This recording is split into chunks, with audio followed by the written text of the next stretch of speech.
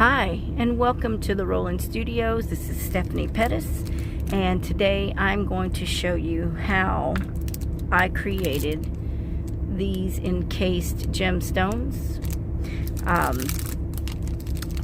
Disclaimer, I would use polymer clay, but because I do drive truck, the little oven that I have in my truck does not heat up enough.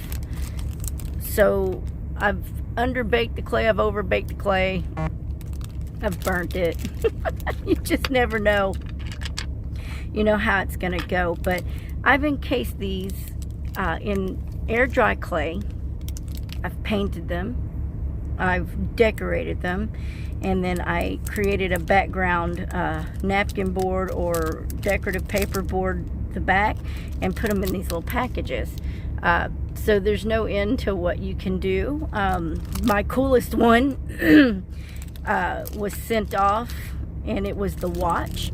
It was a steampunk watch, and it was really cool. You can go see that in my one of my last dome videos. I did show it. And also on my Facebook group, Out of the Box Creations, a Roland Studio affiliate, I posted the finished product in there along with the creative packaging. So this is what I'm going to be working on today, is encasing some of these gemstones in the air dry clay. This one's kind of cool. Let me just zoom in a little bit so you get a better look.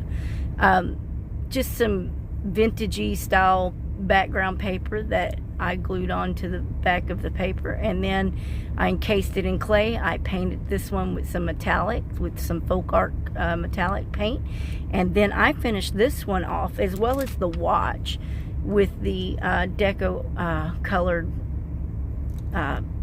gold leaf pen, and I've got it in gold and silver. I need a copper one. I don't have a copper one, but that is what I did this in, so it gives it a real nice background sheen. And then I initially sealed this with some varnish, but with being air dry clay, it seemed to give it a little sticky finish. So what I've been doing, believe it or not, is just using some rapid dry cheap Dollar Tree clear nail polish and just sealing it with that, and it seems to work great. So it got rid of the sticky, and I like that because I needed to seal them. I still need to get my alcohol out and clean the top of that one. You can see it's got some paint on there. But overall, this is what I've been doing. These are unembellished on the embellishment. The embellishment is unembellished here, but I painted them to match the colors per se. And then I also stamped the back and painted some of the back, and I didn't let it dry enough, so I have to go back and clear some of this background up. But then again, I think it kind of makes it look rustic, so I might leave it that way. So this one I tried to put a little handle on for a hanging. Not sure how strong that'll be, but it feels pretty strong.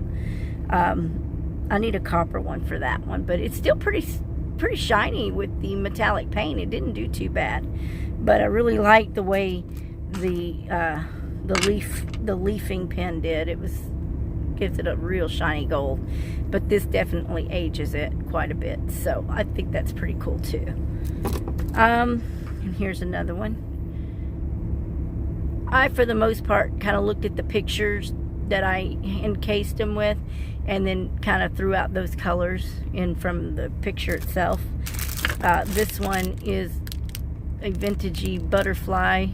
I think this one might have been from the Tim Holtz collection. I'm not real sure anymore, but I embellished it, and then I put some little wrapped roses and some little bling bling to dangle it out. So and then I encased some on tags, and there is a video on this particular one that I made. So you can go back and watch the video how I created this. I just used some polished little rocks, some broken glass pieces from the Dollar Tree, and some sand. And what else did I use? I don't know. I painted it first with some pearl on the back, and I used the inspiration of the back of this. It's a sample tag, let me back it up just a little bit.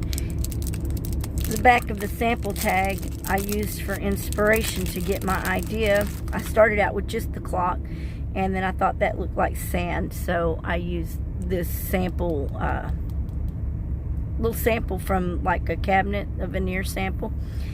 So, and then I used some different threads and fibers to tag it off. And though you really can't see the paint job, it was painted a white pearl.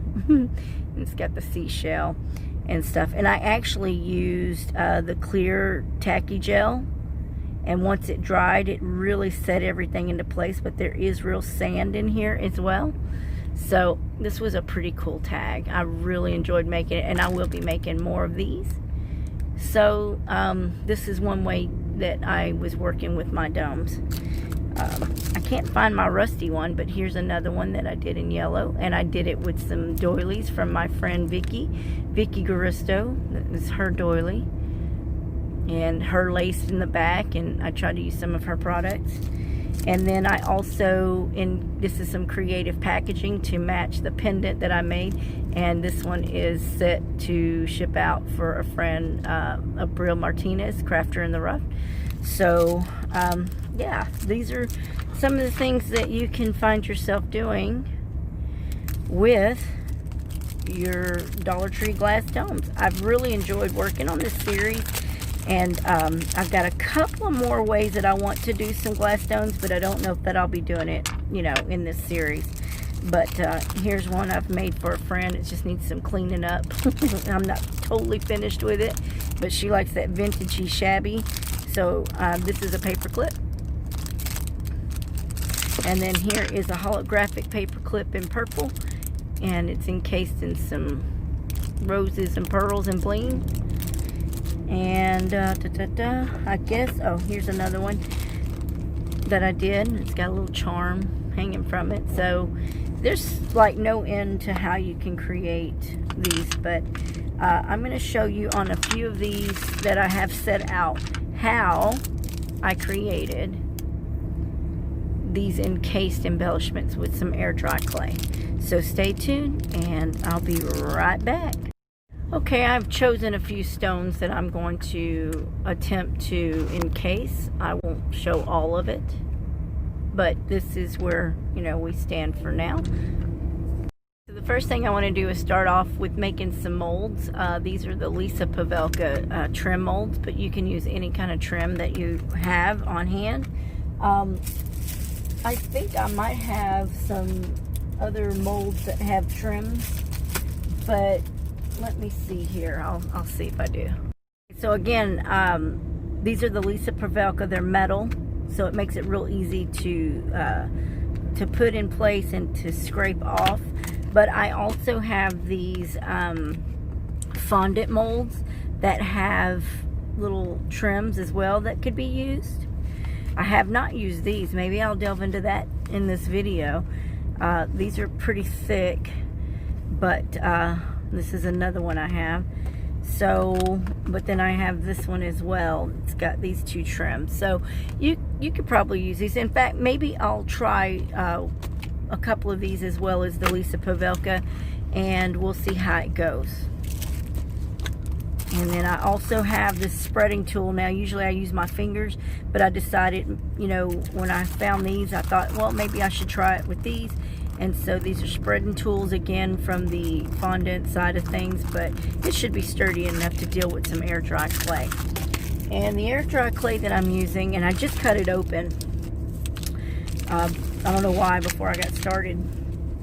I just used this $7 pack of air drying modeling clay. It's nice and smooth and easy to work with. Sometimes it gets a little tough, but once you warm it up a little bit, it does pretty good. And so far, the embellishments that I'm using have hardened up really nicely. So I'm going to continue to go ahead and use this. Take that out of the package. It's got a nice little plastic around it, keeping it moist. It's got a nice moisture to it. So let's just go from there. Okay, I'm going to take this and just cut me out just a little bit of it. I don't need a whole lot to start with. Well, maybe I should have used the flat side. Hold it. Yeah, okay. That makes it kind of nice to use tools, because I usually use my hands for everything. And my RA has been flared up so bad lately that I thought maybe I needed to try to go a little gentler on myself and do this with some tools and make it easier on me. You know, you just never know. I'll put that back in a minute.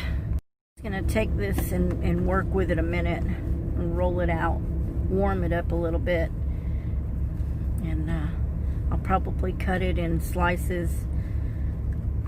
I'm being a little more meticulous in this video than I was outside of this, but you know, I want to be a little more on my measurements and whatnot.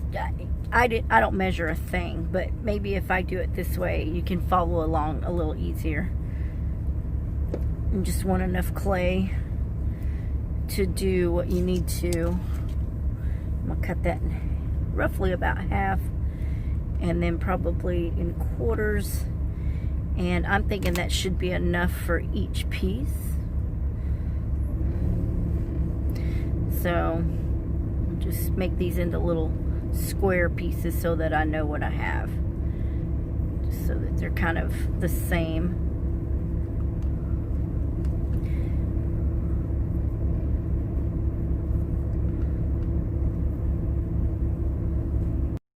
Put these in roughly about a 1-inch block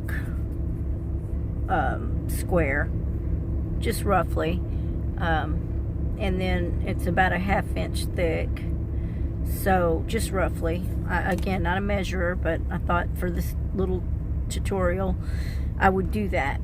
I also have this fondant rolling pin, and I like it because it has measuring bands on the thickness. So you've got the pink bands that are a little thinner and the black bands for the more thickness.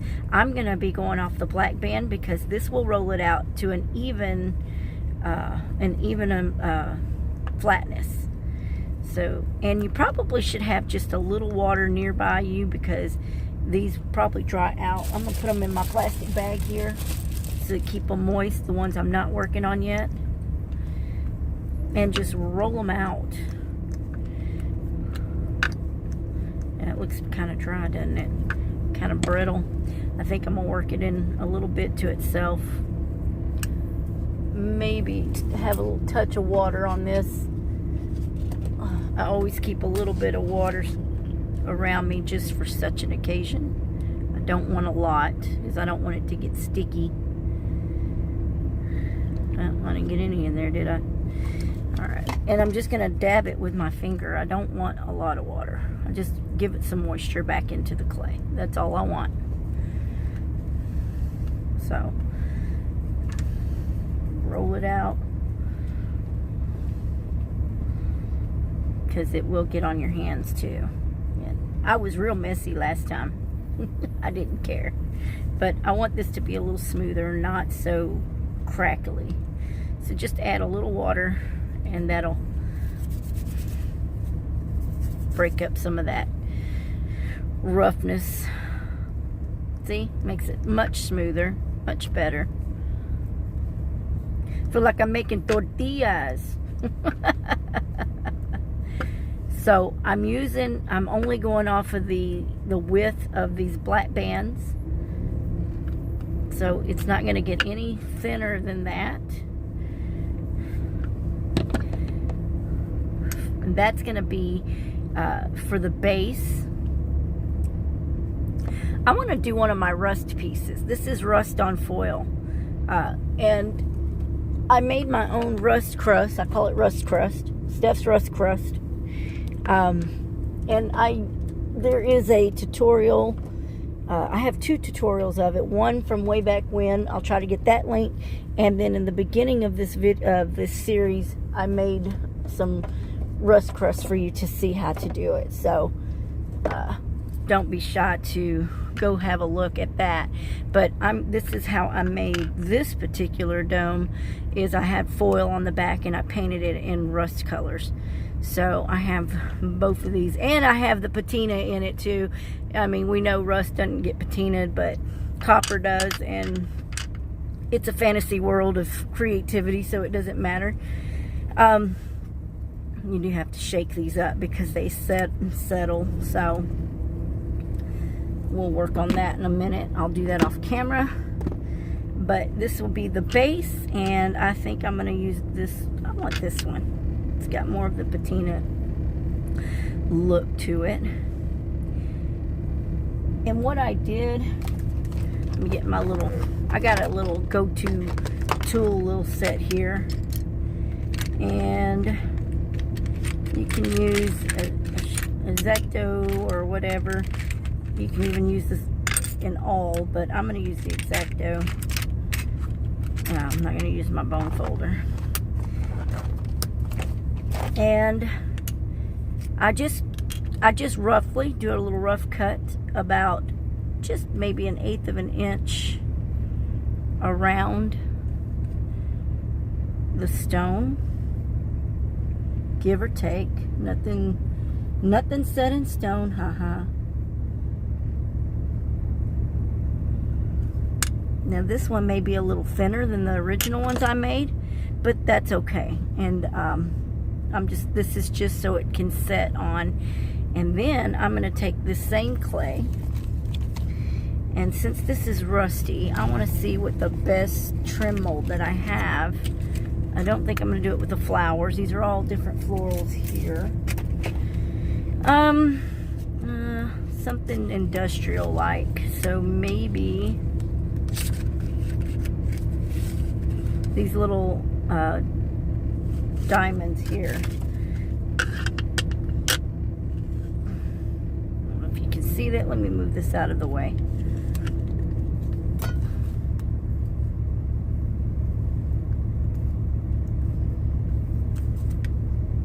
There we go. I'm just going to move that out of the way so that I can delve into here. And being that these are metal and that is clay, it'll probably go in and out, but I like to put a little bit of powder. Might help if I opened it. That way it's easier to pop out.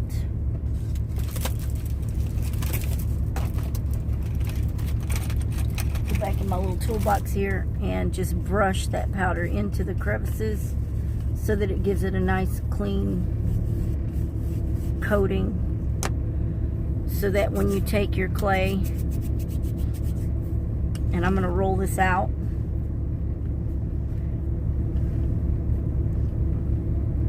I rolled my clay out. Now I'm just going to press it into the mold and make sure I get into the crevices.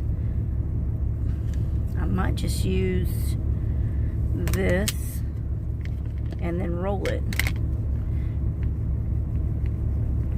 Let's see how that works. Yeah. And then you just take your knife and cut the edges off. Push your clay aside. I like to trim right at the base of that edge. And I like to pull them back. I don't really like to use that, but because you get scratches, I really don't want to scratch up my mold. But I guess if you do, you do. So now you have a nice little base. That's the cleanest way to do it. And you can also probably get that a little more even. I'm really kind of afraid to scrape, but I guess if you do a little saw action, just do a little saw action so you don't pull that mold up, but get that thickness out of there. So I'm doing it so much more professionally than I did when I did it out off the camera. And I'm doing it just so that it's a little better of a process for you. And voila, there it is. Well, it's a little bit rough right there. Let me just stick that back in there and get a better mold in there. Okay. Now pull it up. I don't know why that is. That's okay. It gives it character. It's got a little slash in there, but I don't care. Do you care? I don't care. Gives it more character. I don't care. It's got character. And then I'm going to push this back over here. Right in there. And I'm going to attach. I want to put a little glue just to ensure. I didn't open this one yet. Okay. I've got this Aleene's tacky glue. And then I've got this Dollar Tree super tacky glue. It works just fine. It works pretty much, in my opinion, just like the regular tacky glue. And I'm going to put this on the back of the mold.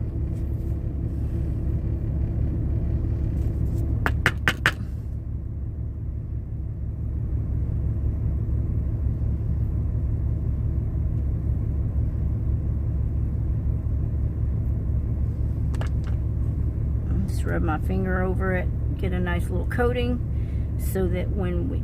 I did that on the side. What a dodo. Okay, don't do the side. Do the back. See, I show you when I make mistakes. We're all prone to them. Glue doesn't want to come out today. And then put, just, you can use a tool if you don't like getting glue on your fingers. I don't care. And then boom, there it is. I like to see the design, but the designs are on these sides, and it is now going to attach itself to that. That's what the bottom part of that clay is for. And I'm going to use my knife here to fill that in. Put that over there. It's not perfect, but it just takes some maneuvering.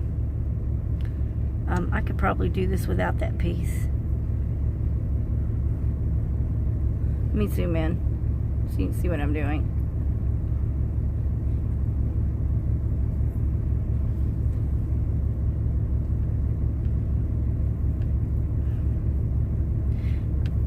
I don't mind that little crack and crevicey stuff, because to me it gives this particular piece some character. I'm going to go ahead and stick that in there. And it shows off the fact that it's handcrafted. And I'm going to get a little bit of water. I'm going to turn this over, and I'm going to try to create a little seal. These, these are not a quick and fast project. I mean, there's several steps. It's a little meticulous. And you got to try to keep from, you got to try to keep from using your hands and killing that texture. So it takes a little bit. People think, oh, that doesn't look very hard. No, it's not hard. It's meticulous, and it's time consuming. And as artists, you're creating your own art, and you need to make sure that you have self-worth in your art. It doesn't come, it's not like it's in a casting. It's not like it's, they're like they get at the box stores. You buy something and it's done in multiple packaging and by the thousands. These are handmade, so it takes a little bit. And I'm going to add a little more glue, because I see this is not holding well. This clay seems a little dry. I don't like that, because my last one didn't do that. But then I did water it up pretty good last time, so that might be what I need to do. And so I'm trying to create a seal between the two. Yeah, that clay's brittle. My last one, I added water to it, a little more water to it. There we go. It's getting there. It takes some doing. It does. I'm not gonna lie. I mean, you really have to love and enjoy crafting. You really have to love the process of creating, and have a little time and patience, which I really don't have a lot of, because of my job. Time is not my friend. Time is not on my side.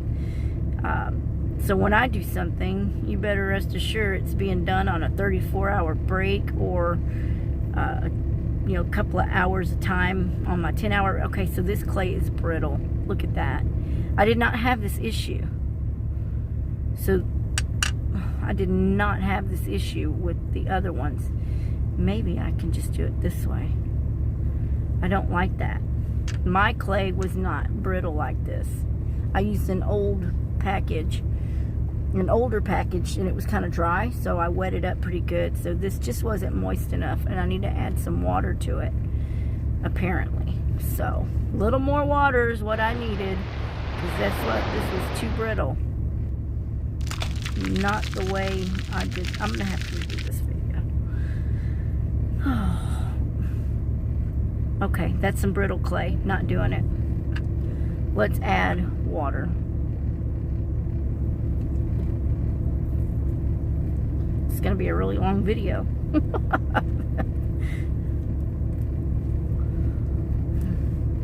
I'm not gonna have junk. So if at first you don't succeed, try and try again. And this is when, yeah, see, it was messy last time when I was telling you it was messy. But I'm not gonna have brittle clay, so I have to get it moistened and worked in. Apparently so.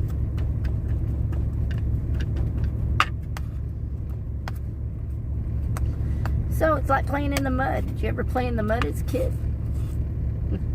I did. So if you don't like dirty things, don't play in the clay. I don't mind it. There. Now it should take. Let's try this take 2.